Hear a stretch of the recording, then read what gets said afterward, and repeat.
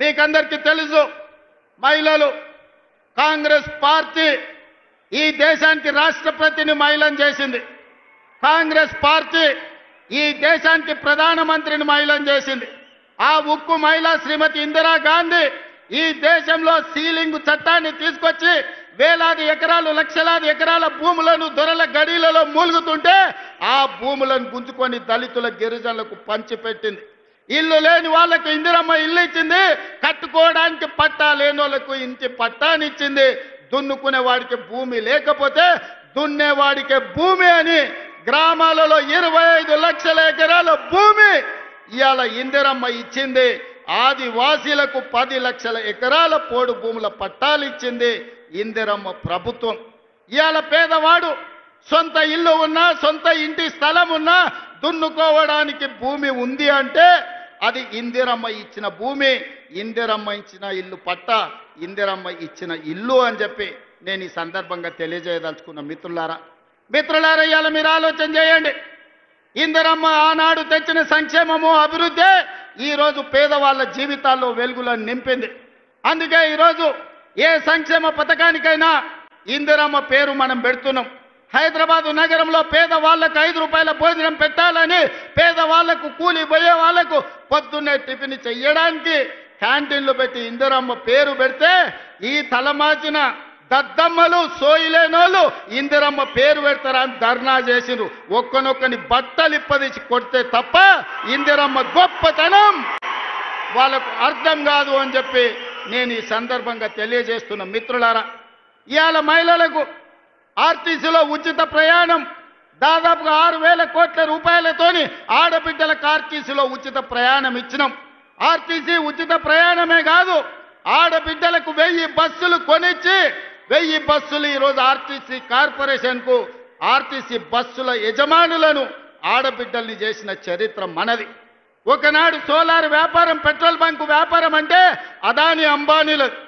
కానీ ఇవాళ అదే సోలార్ బిజినెస్ 1000 మెగావాట్లు ఆడబిడ్డలకిచ్చి రాష్ట్ర ప్రభుత్వంతో ఒప్పందం చేసి ఇవాళ సోలార్ వ్యాపారం అదానితో పోటీ పడే విధంగా ఆడబిడ్డల్ని మన ప్రభుత్వం తీర్చిదిద్దింది.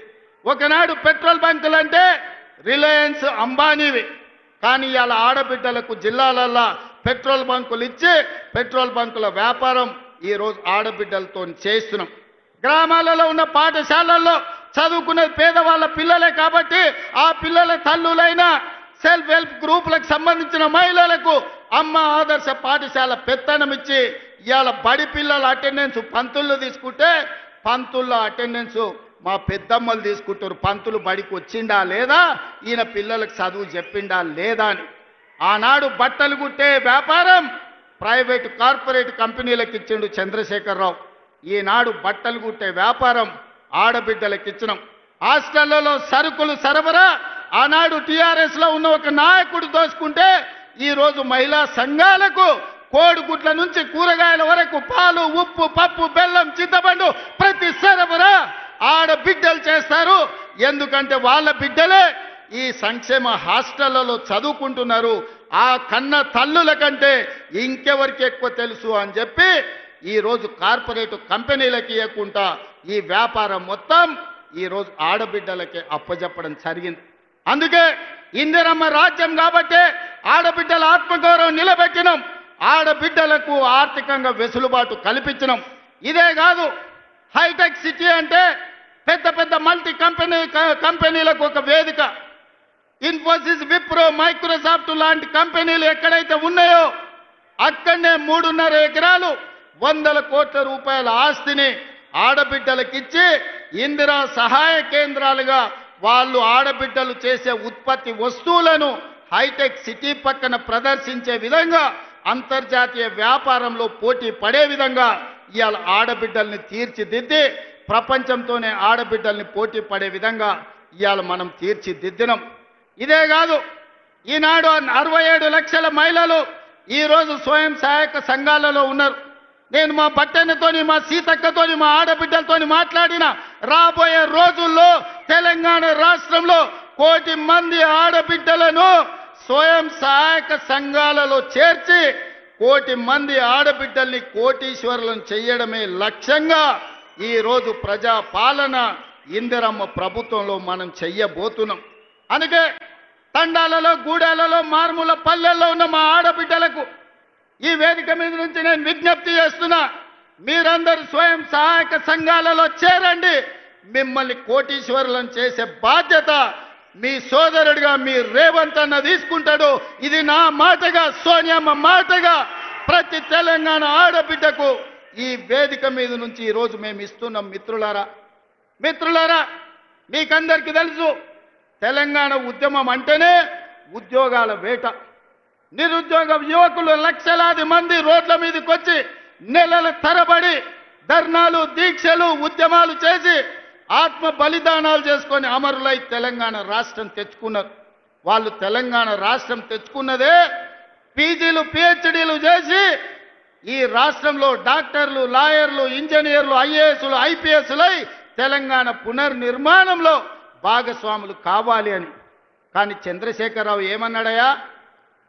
గొర్రెలు, బర్రెలు, చేపలు, పందులు మీరు పెంచుకోండి, పేదవాళ్ళ పిల్లలు గొల్లోళ్ళు గొర్రెలు పెంచుకోవాలి, మాదిగోళ్ళు చెప్పులు కుట్టుకోవాలి, ఎరకలోళ్ళు పందులు పెంచుకోవాలి, మా ముదిరాజు సోదరులు చేపలు పట్టుకోవాలి అని మిమ్మల్ని అందరినీ అక్కడ పొమ్మన్నాడు.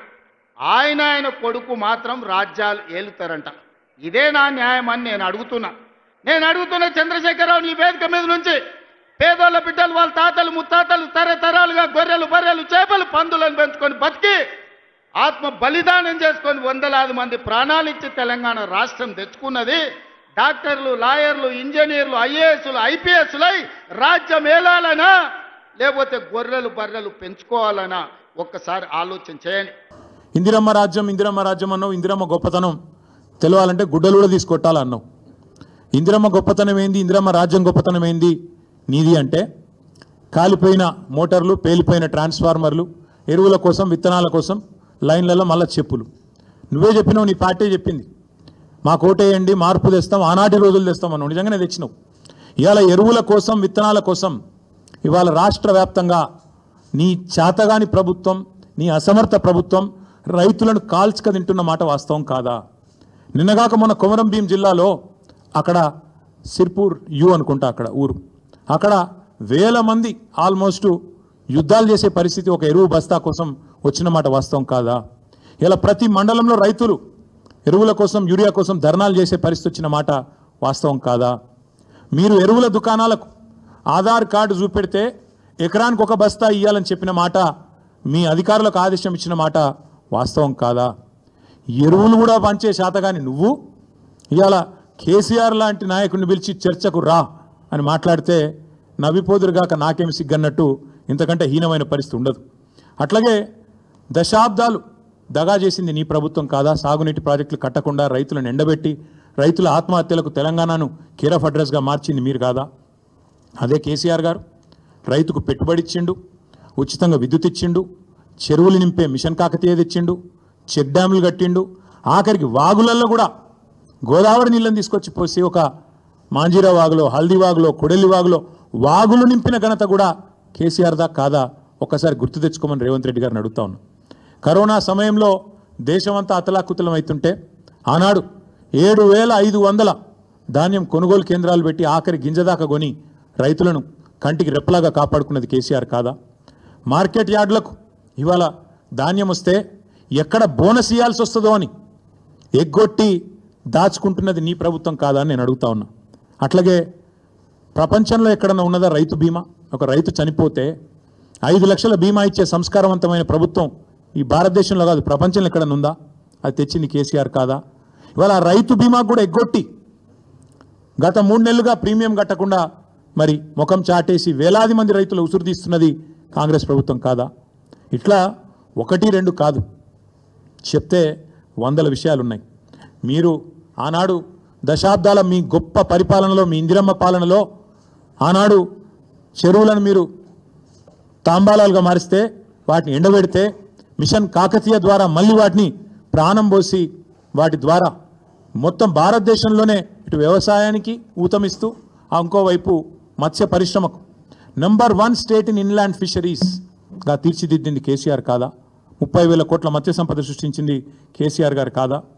ఏపీకి, ఆంధ్రప్రదేశ్కి ఉమ్మడి రాష్ట్రంలో కిందికి గోదావరి గలగలా తరలిపోతుంటే, ఇంకోవైపు కృష్ణమ్మ బిరబిరా పారిపోతుంటే ఆరతులు పట్టింది నీ పార్టీ, కిందికి నీళ్లను తీసుకుపోయింది నీ పార్టీ.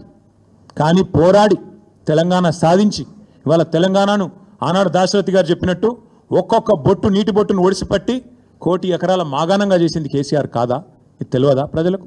2014కు ముందు తెలంగాణ ధాన్యం ఉత్పత్తి ఎంత, 2023లో తెలంగాణ ధాన్యం ఉత్పత్తి ఎంత, ఇది తెలియదా?